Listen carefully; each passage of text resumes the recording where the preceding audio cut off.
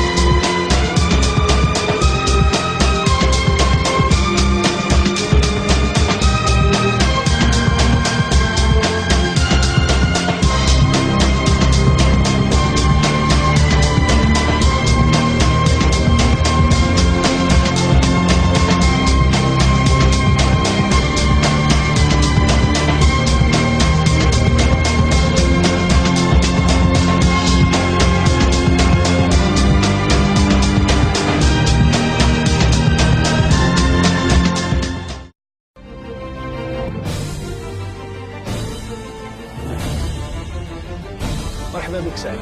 شكرا اخ رشيد، انا فرحان كثير نكون معك. السلام عليكم. Bonjour à toutes et à tous. Bonjour سعيد، انت ولد بلادي. Bien sûr ولد بلادك انا. Vous êtes d'où? Alors je suis de Kenitra au Maroc, enseignement Port-Léotais, mais je suis d'origine berbère, puisqu'on est originaire du sud du Maroc, le plus beau pays de la planète. Exactement. سعيد أنت مغربي مسيحي. Bien sûr, je suis Chrétien. marocain et fier de l'être, mais aussi je suis chrétien et fier de l'être.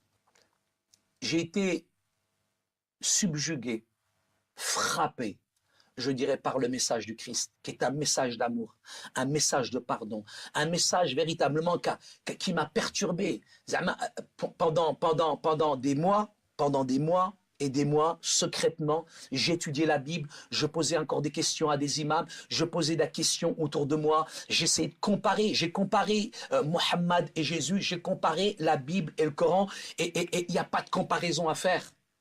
Quand je suis arrivé à Yeshua al-Masih, à la personne de Jésus, j'ai été frappé par cet homme qui a été suspendu entre le ciel et la terre, et j'ai compris que c'est pas les clous qui l'ont gardé sur la croix, mais c'était le mahabba, c'était l'amour qu'il avait pour moi.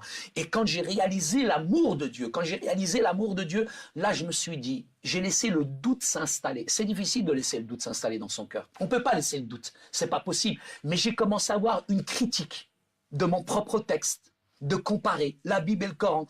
Et c'est là Tu où... n'avais pas de questions sur le fait que, par exemple, Jésus est le Fils de Dieu. Comment C'est une question, résolu mais c'est une question qui est fondamentale. C'est une question qui est fondamentale. Mais frère Rachid, si vous êtes au premier étage d'une maison et vous voyez votre fils que vous aimez en train de se noyer, qu'est-ce que vous faites? Je descends, moi. Vous allez descendre, mais pourquoi vous allez descendre? Pour le sauver. Pour le sauver, mais parce qu'on l'aime. Est-ce que vous pouvez me décrire cet amour? Personne ne peut décrire cet amour. Et là, vous êtes en train de me demander de vous expliquer l'inexplicable. Dieu s'est fait chair. Dieu s'est fait homme. L'amour de Dieu s'est fait chair. Dieu s'est fait homme. La parole, elle s'est fait chair. Elle est venue, elle a habité parmi les hommes. Mais les hommes, ils l'ont pas reçu à cause de quoi? Takabar, à cause de l'orgueil. Bien sûr qu'il est le fils de Dieu. Mais Hasha Haram, il n'est pas le fils de Dieu dans un sens charnel, mais c'est dans un engendrement spirituel. Ibnullah. Et quand on dit Ibnullah, Ibnu Mirmaruh al-Qudus, mais en même temps, quand on dit Ibnullah, c'est pas charnel, c'est spirituel. Dieu s'est fait chair. Vous êtes au premier étage, voyez votre fils en train de se noyer, vous allez sauter et vous pouvez même pas me décrire cet amour. Et aujourd'hui, vous voulez me décrire l'amour de Dieu, vous pouvez m'écrire tous les livres que vous voulez. Personne ne peut décrire Mahabbatullah, tellement elle est grande. Tu le sais, comme musulmans, on nous dit toujours Hasha, Hasha, Allah. Bien sûr, Hasha. Comment ça se fait qu'elle a un fils? Bien sûr. Donc, comment tu peux expliquer ça à un musulman comme toi à 14 ans? Dieu a un fils. Pour moi, ce qui est important, c'est de vous dire que Dieu avait une solution, il avait un plan. Depuis le commencement, quand Adam et Ève ont péché, Dieu les a recouverts de la peau d'un animal. Et quand il les a recouverts de la peau d'un animal, ça c'était le symbole d'un sacrifice. Dans le sang, il y avait la vie. Quand Abraham a voulu égorger son fils, là encore, on a le symbole du sacrifice. Mais quand Jean le Baptiste, c'est 2000 ans, c'est pas il y a pas longtemps, 2000 ans, quand Jean le Baptiste va voir Jésus, il va dire, voici l'agneau de Dieu qui ôte le péché du monde. Frère Rachid, il fallait quelqu'un de pur, quelqu'un de parfait, qui vienne sur cette terre pour prendre nos péchés, prendre nos erreurs. Et cet être suprême, Allah Ta'ala, que vous le vouliez ou pas, peut-être ça rentre pas dans nos têtes, ça rentre pas dans notre raisonnement, parce que la Bible, qu'est-ce qu'elle dit? Celui qui s'élève, quand la connaissance s'élève, quand la réflexion s'élève, eh ben finalement, on peut pas comprendre ça. Mais si tu viens avec un cœur humble, si tu demandes à Dieu de véritablement te montrer la signification du mot fils de Dieu, Dieu peut te montrer cette signification. Aujourd'hui, tout simplement, moi je crois, parce que c'est la Bible qui me le dit. Je crois que véritablement, Yeshua al-Masih, il est le Fils de Dieu, mais pas comme, je dirais, on nous l'a enseigné coraniquement. Exactement, parce que je reviens à la Trinité. La Trinité coranique n'a rien à voir avec la Trinité biblique. La Trinité coranique, c'est Dieu, Marie et Jésus.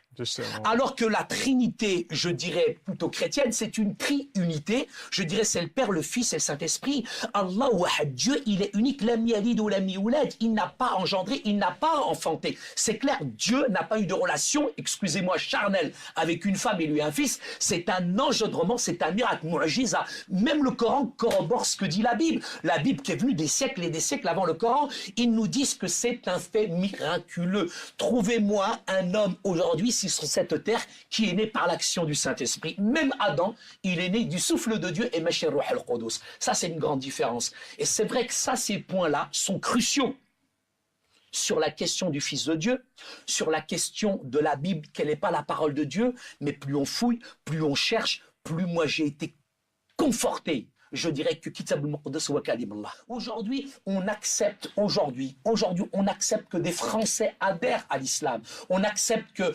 des gens, je dirais, adhèrent à l'islam. Si l'islam, c'est l'amour, si l'islam, c'est la paix, si l'islam, c'est la tolérance, pourquoi aujourd'hui on n'accepterait pas qu'un tout petit arabe comme moi, tout petit comme ça, devienne chrétien? Est-ce que je suis dangereux?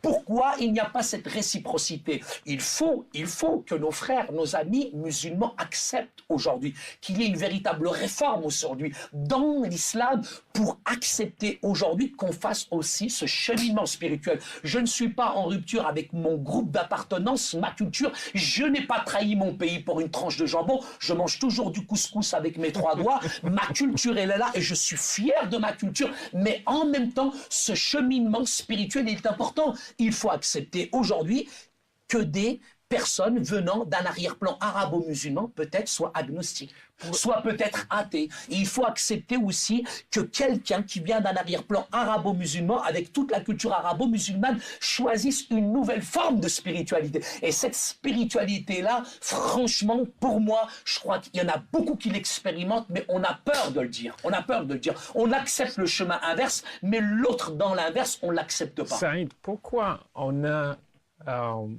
chez nous, on voit la conversion, se convertir au christianisme, c'est comme un synonyme de la trahison.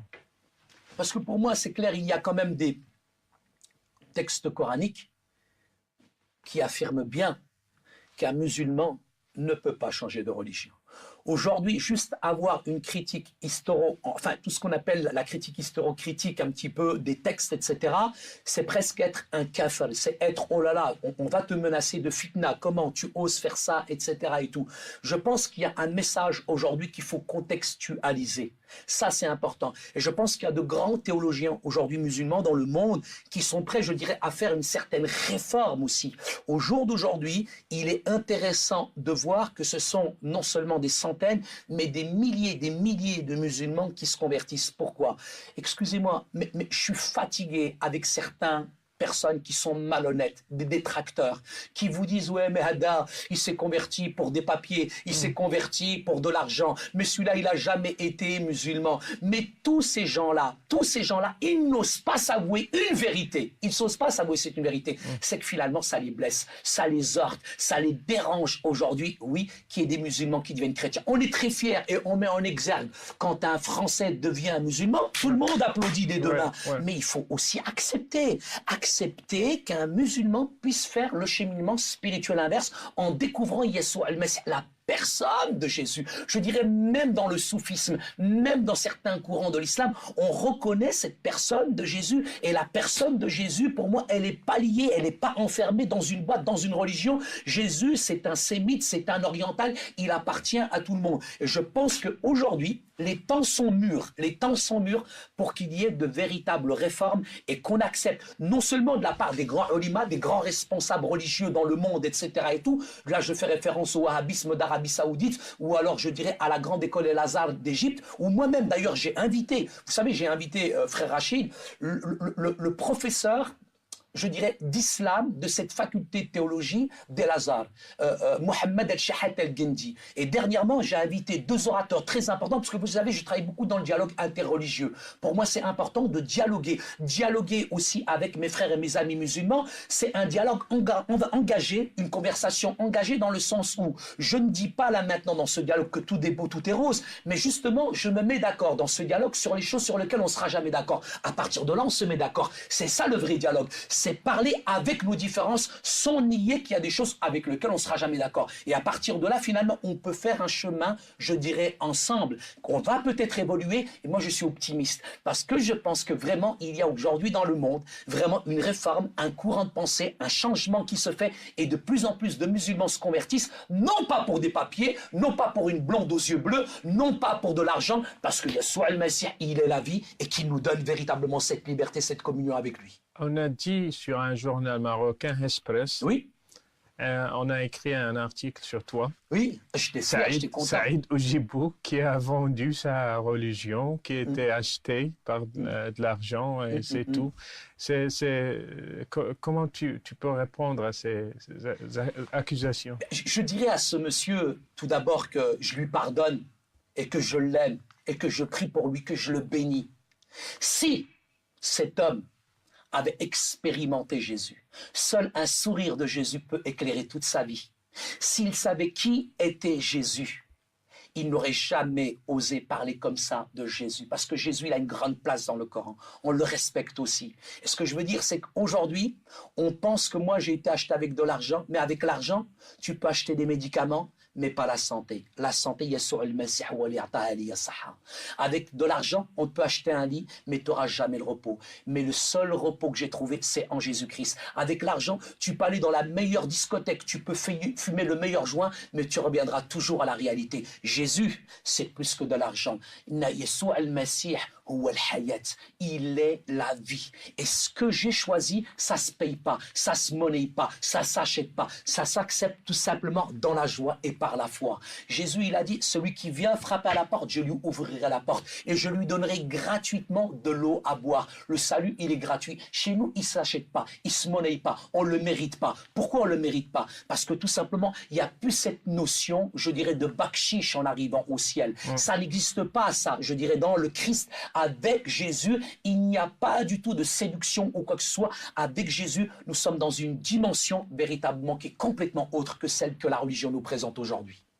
Tes frères, vous êtes 11. Oui, on est une grande famille.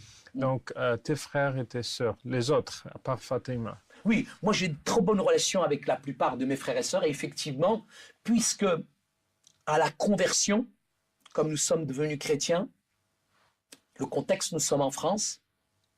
Donc, il y a certains membres de ma famille qui sont devenus beaucoup plus musulmans qu'avant, en fait. Avant, ils n'étaient pas vraiment musulmans. Et même dans mon entourage, mes amis, mais quand finalement on se convertit, il y a l'effet inverse qui se crée. Finalement, ils deviennent même musulmans plus que musulmans et ils redécouvrent finalement l'islam. Donc, ce qui fait qu'il y a une séparation. C'est clair, net. Il n'y a plus aucune relation avec certains membres de ma famille. Ça, c'est clair. Mais Kitab al-Muqaddas Kalamullah nous le dit.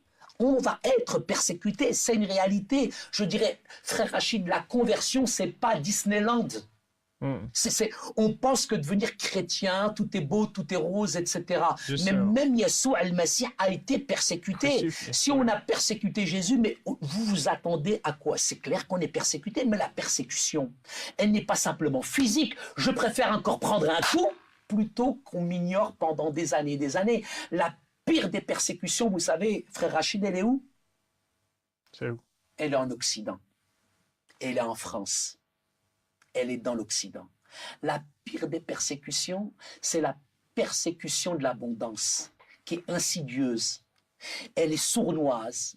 Elle vient et elle endort les chrétiens, parce qu'on est dans le matérialisme, on est dans le confort, on est dans la génération Nutella et McDonald's, où aujourd'hui vous avez des chrétiens qui sont de plus en plus enfermés dans des fauteuils en cuir, 3 couches de cuir, et cette persécution, je dirais, c'est celle de l'abondance qui nous endort. Mais quand on est réellement persécuté, au contraire, ça nous réveille, ça nous stimule et on sait à qui on appartient aujourd'hui. Jésus nous dit, malheur à vous quand on dira du bien de vous. Il faut faire attention aussi.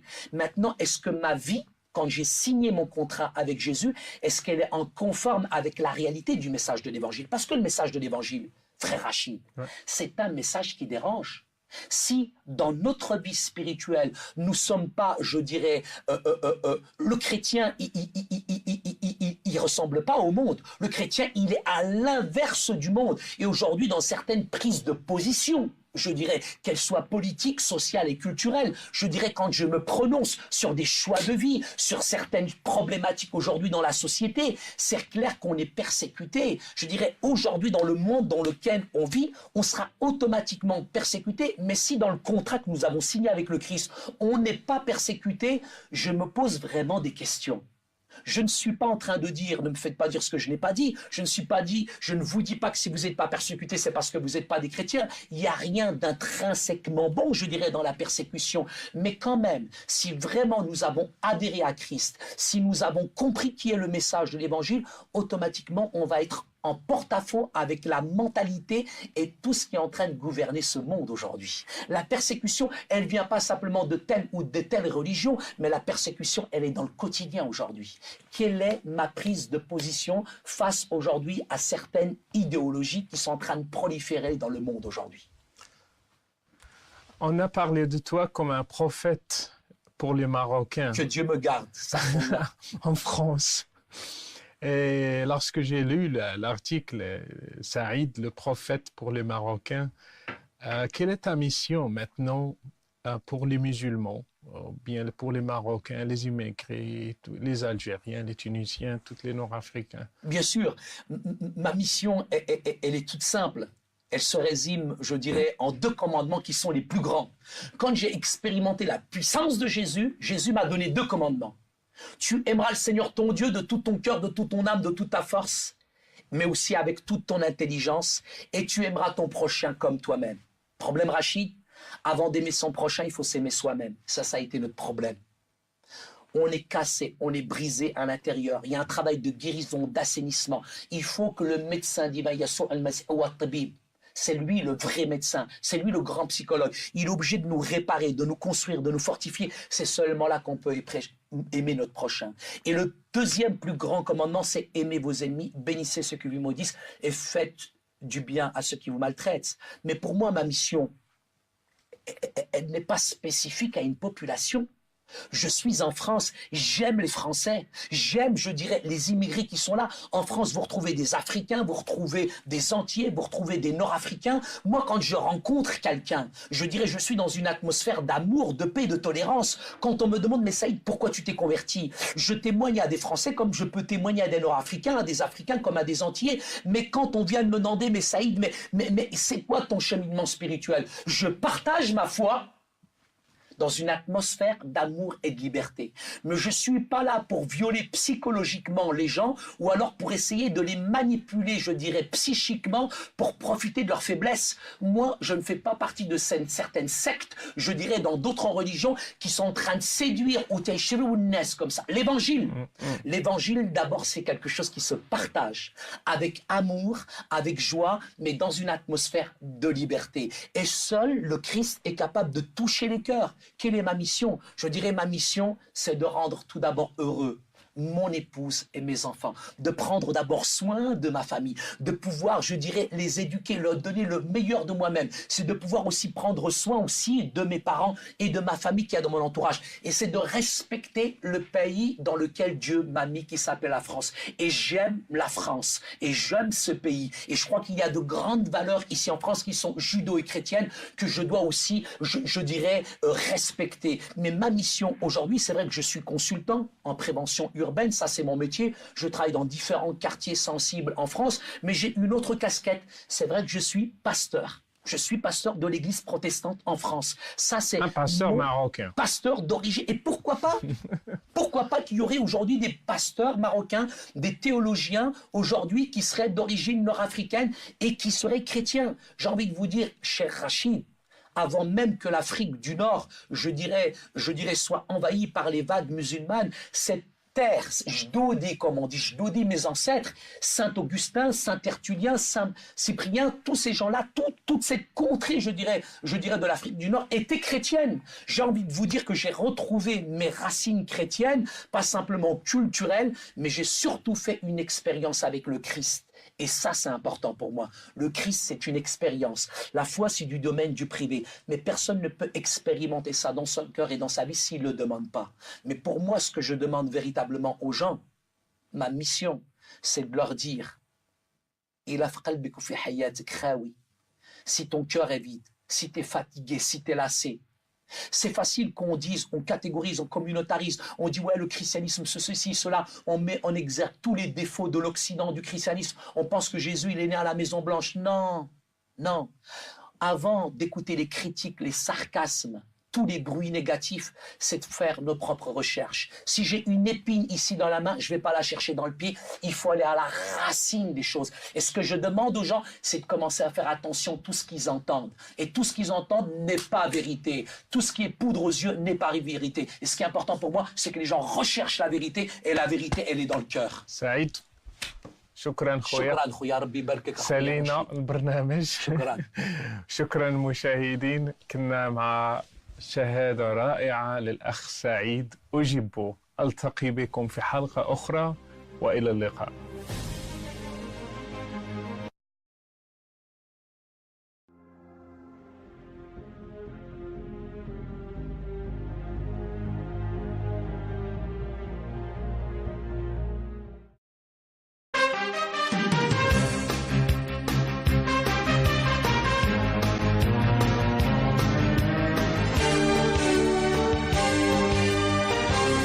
ألو سيدة سناء الو ألو أهلا بك من سيدة سناء من انجلترا.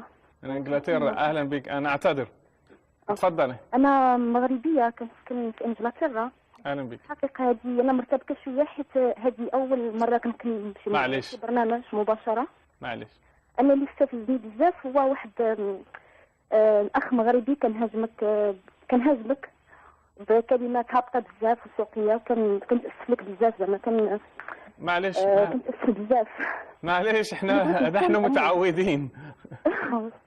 بغيت نقول انا متبعه البرامج ديالك والبرامج ديال الاستاذ احمد مع زكريا بطرس. نعم. وانا مغربيه مسلمه. نعم. يا عند دابا وليت كنميل للمسيحيه بزاف من خلال البرامج ديالكم، عرفت الحقيقه. نعم. نشكر الرب يعني. وما الذي يمنعك حتى انك تقبل انا مزوجه وراجلي مسلم متعصب ومخبي عليه هذا الشيء. نعم. يقدر يطلقني ياخذ لي الاولاد وهذا ما نقدرش. ما بغيتش ولادي. انا أختي سناء هي تقول بغيت نولي مسيحية وبغيت ولادي يوليو مسيحيين، ولكن إلا راجلي عرف الحقيقة وهذا يقدر يطلقني وياخذ لي الولاد. نحن نثق أن الله يحفظ الإنسان. هذه علاقة شخصية ومسؤولية أختي. نحن مررنا من نفس الشيء والكثير منا يعني عذب ومر من مراحل صعبة، وأنا أتعاطف معك جدا حتى أني انفعلت شخصيا. لكن الأخت ربما الناس الذين لا يفهمون الدارجة المغربية هي قالت بأنها تريد أن تقبل. أنا أستطيع أن أتكلم باللغة العربية. نعم من فضلك حتى يفهم الناس. بزاف ما نقدرش، أنا ما وجدش الكلام اللي غادي نقولوا هذا. نعم. فهمتي دابا أنا ماشي كنهضر قلبي اللي كيهضر. نعم. أنا عارفة الإسلام. أنا شحال ديما ما اقتنعتش بالإسلام. هي تقول بأن اقتنعت برسالة المسيح وتريد أن تقبل السيد المسيح في حياتها، لكن يمنعها أن تفكر في زوجها وأنه ممكن يطلقها وكذلك أطفالها إلى آخره. فهي في وضعية صعبة جدا. أنا أشرح للمشاهدين الذين لم يفهموا. صلي لها أخ رشيد. صلي لها. تفضل. أن حقيقة ليست هناك حرية في العقيدة الإسلامية، ليست هناك حرية. خلينا نصلي لك صلاة الأخت سناء. شكرا كثير. شكرا. أخت سناء قبل ما نبتدي نصلي ارفعي قلبك للرب واطلبيه وهو هيجي لك. الرب دايما هيكون معاكي. يا ريت تكرري ورايا، يا ريت تكرري ورايا من فضلك. يا إلهي الحنان، أيها الآب العطوف، أشكرك يا رب على نعمك يا رب. أشكرك يا رب على نعمك يا رب. أشكرك يا رب على محبتك يا رب. أشكرك يا رب على محبتك يا رب. أشكرك إنك أرسلت ابنك الوحيد عشان يموت عني أنا فوق عود الصليب. أشكرك لأنك أرسلت ابنك الوحيد علشان يموت عني أنا في الصليب. أنا أتوب عن خطيتي يا رب وأعترف بيك مخلص وإله يا رب. أنا أتوب عن خطيتي يا رب وأعترف بيك مخلص. أنت هو الإله الحق يا رب، خلصني يا رب. أنت هو الإله الحق يا رب، خلصني يا رب. يا رب أعني واحفظني واحفظ زوجي وعيالي. يا رب أعني واحفظني واحفظ زوجي وعيالي. يا رب نور طريقي ووريني طريقك فين وعلمني سبلك يا رب عشان أمشي في سبلك المستقيمة.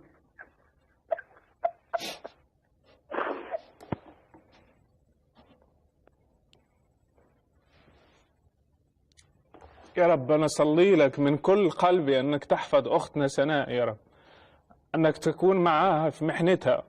نحن نحس بما تحس به لأن مررنا في نفس الشيء يا رب. يا رب أنت تفهم، أنت عارف قلوبنا، أنت عارف بالقلوب وبالظروف وكل شيء، أنت أقوى من كل شيء يا رب. يا رب احفظها، حافظ على حياتها يا رب. هي لا تريد فقد زوجها يا رب، المس قلب زوجها وقلب أولادها يا رب. نسلمها بين يديك لأنك أنت لا تضيع ودائعك يا رب، باسم يسوع المسيح، آمين. آمين آمين.